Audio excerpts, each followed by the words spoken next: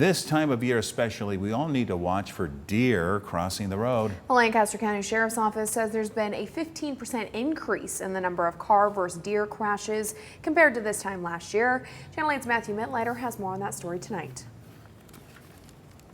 It's deer season, and the Lancaster County Sheriff's Office is warning drivers to watch out for deer crossing the roads. They say a combination of factors around this time of year can put deer in motion and lead to crashes, including earlier sunsets, hunters, and harvesting. At this time last year, the Sheriff's Office saw 134 crashes involving deer. This year, that number is up to 154. Sheriff Wagner said car-deer crashes are most common the last 2.5 months of the year, and they make up a good amount of work that the Sheriff's Office does around this time. They don't look both ways before they cross the road. I mean, our deputies hit deer on a regular, on a somewhat regular basis, just like motorists do.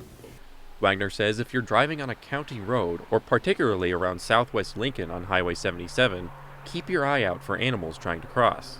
Intersecting roadways, that's going to be a natural path of travel for wildlife in many cases. But if they're spooked in an open field, they could just be in an open field. So if you come across those areas where you know is a natural pathway for wildlife, slow down, keep your eyes and ears open.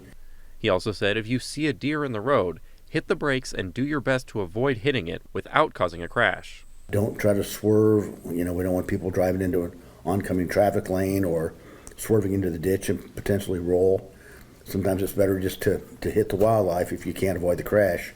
If you do hit one, be sure to call the authorities if you or anyone else is injured in the crash. Otherwise, if your car is running and everyone is okay, you can leave the scene and report it to law enforcement later. And if the deer is dead, you can get a permit to keep it. Reporting in Lincoln, Matthew Mittleiter, Channel 8 News.